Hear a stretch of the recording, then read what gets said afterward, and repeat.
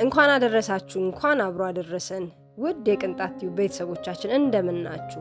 ለዛሬ በበዓል ወቅት ማድረግ ያለብን እንዲሁም ባናደርጋቸው የሚመረጡ ነገሮችን ባጭሩ እንመለከታለን። እስከ ፍጻሜ አብራችሁን ቆዩ። በበዓል ወቅት ብናረጋቸው ጥሩ የሆኑ ብዙዎቻችንም እያረግናቸው ያለኑ ነገሮች አስቀድሞ መዘጋጀት ነው። መስተካከል ያለበት መጸዳት ያለበት ቀድሞ ቢገዛ ምንም የማይሆን ነገር ወይ የማይበላሽ ነገር ካለ ቀድሞ በዓሉ ከመድረሱ በፊት መግዛት በጣም ተመራጭ ነው። አንደኛ ድካምን ይቀንሳል። የበዓል ወቅት ያለውን የመንገድ መዘጋጋት፣ የመንገድ መጨናነቅን፣ እንግልትንም ይቀንስልናል። ጊዜያችንንም ገንዘባችንም ለመቆጠብም ይጠቅመናልና ከአላስፈላጊ ወጪም ስለሚገላግለን ይህን ብናደርግ እጅግ በጣም መልካም ነው። ከዚህ ጋር ተያይዞ ስራ ማቅለል ነው። እንግዲህ ቤት ማጸዳዳት ወይ ልብስ ማጠብ ወይ ሌሎች ነገሮች የምናከናውናቸው ነገሮች ካሉ ከወዲሁ ማድረግ ብንችል የበዓል ዕለት የሚኖርብንን ጫና ያቀልልናል። ሌላ አቅማችን በፈቀደ ማድረግ ብንችል መልካም የሆነው ቀድሞ ራስን በገንዘብ ማዘጋጀት ነው። ምን ማለት ነው? ለበዓል ተብሎ ራሱን የቻለ ወጪ ቁጠባ ቢኖረን መርካቶም አካባቢ የጉራጌ እናቶችም አካባቢ ሰምቻለሁና እነሱ ለምሳሌ ለመስቀል ለክትፎ የሚሆን የቂቤውንም የምናምኑንም ሂሳብ ልክ ይሄኛው መስቀል እንዳለፈ ጀምሮ እቁብ ይጥላሉና በአመቱ ሲመጣ ያን ሁሉ እንግዳ ለመሸኘት አይቸገሩም። እኛም በአንዴ ለሚመጣ ወጪ ከምንዳረግ ይልቅ ትንሽ ትንሽ በዓሉ እንዳለፈ መያዝ ብንችል ለበዓላችን ጥሩ ይሆናል፣ አቅማችንም ያማከለ ይሆናል ሚለውን ማስመር እፈልጋለሁ። ከዛ ውጪ አቅም ኖሯቸው ብድራችንን ሊመልሱልን ማይችሉ ሰዎችን መጎብኘት ወይም ደግሞ ካለን ነገር ላይ ከፍለን ለሌሎች ማካፈል ነው ለበዓል ማድረግ የሚኖርብን። ሌላው ነገር ብድራችንን ሊመልሱልን የሚገቡ ምንጠራራቸው ጎረቤቶቻችን እንዳሉ ሁሉ አቅም የሌላቸው ቸግሯቸው ቤታቸውን ዘግተው የሚውሉ አቅመ ደካሞችና ድሆችን ህሙማንንም በዚህ በበዓላት ወቅት ብንጎበኝ እጅግ በጣም መልካምና የማይረሳ ነው። የተለያዩ ተቋሞችንም ሄዶ እንኳን አደረሳችሁ ብለን እዛ የሚገኙ ሰዎችን ብንጠይቅ በዓላችን የማይረሳና ከምድር አልፎ ሰማያዊ ዋጋ እንዲኖረው የሚያደርግ ነገር ነውና እነዚህ ነገሮች በበዓል ወቅት ቢደረጉ ማለፊያ ሀሳብ ነው እላለሁ። ባናደርጋቸው መልካም ያልኳቸው በተለይ የመጨረሻውን እናሰምርበታለን። አንደኛ ማድረግ የሌለብን ነገር ሁሉን ነገር በእለቱ ማከናወን ነው። ምን ለማለት ፈልጌ ነው? በእለቱ ግዢ መፈጸም፣ ቤት ማጸዳዳት፣ አራግፎ መጥረግ፣ መወልወል፣ ማጠብ፣ ነገሮችን ማሰነዳዳት፣ ማብሰል፣ ዘመድ ጥየቃውንም ማካሄድ፣ ግዢ መፈጸም፣ እያንዳንዱ ነገር የኛን ሱታፍ የሚፈልግ ነው። ይህ ደግሞ ለአላስፈላጊ ጭንቀት እንዲሁም ደግሞ ለአደጋ ሁሉ ሊዳርገን ይችላልና በበዓል ወቅት ይህን ማስወገድ ብንችል ከቀኑ አስቀድሞ ማለቅ የሚችሉትን ነገር መቀናነስ ይጠበቅብናል።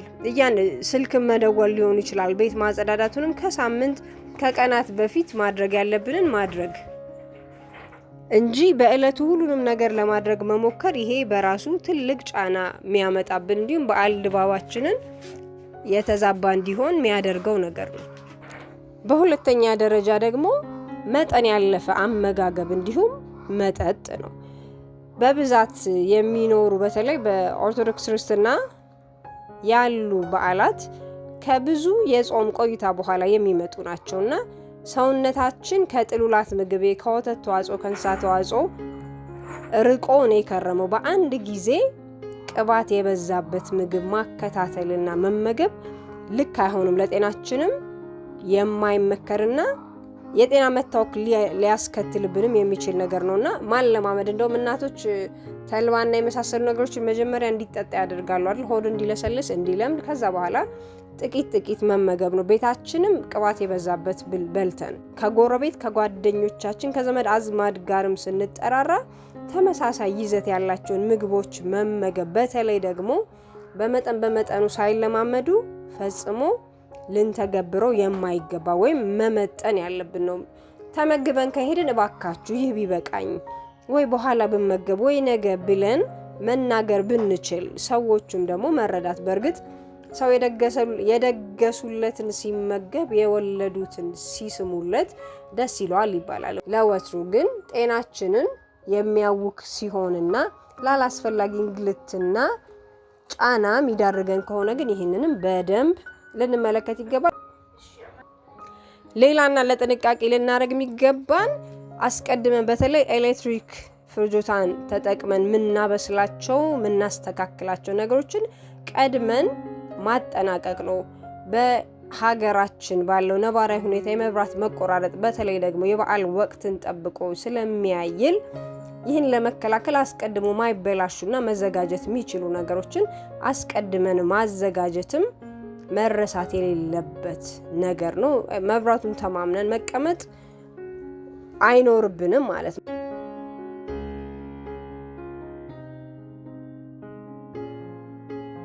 ከዚህ ጋር ተያይዞ እንግዲህ እሳት መርሳት ነው የሌለብን።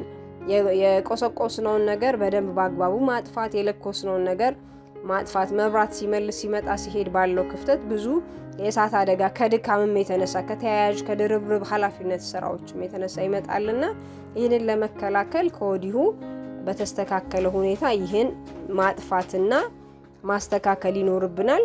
በመጨረሻ በበዓል ወቅት ላናረገው ብንችል የሚመከረው ተበድሮ መደገስ ነው።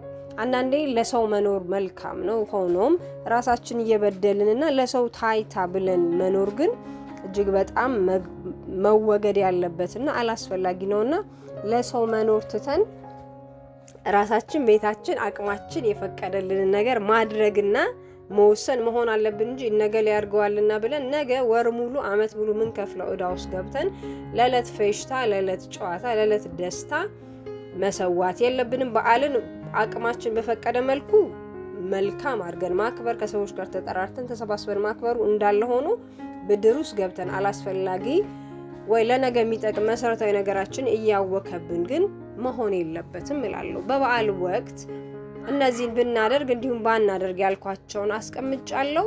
መልካም በዓል እንዲሆንላችሁ በድጋሚ እመኛለሁ። የበዓል ትውስታ ካላችሁ ልታሰፍሩልን ትችላላችሁ። በሌላ ጠቃሚ መልእክት እስከምንገናኝ በቸር ቆዩን። ቅንጣት በምስጋና አሁንን መኖር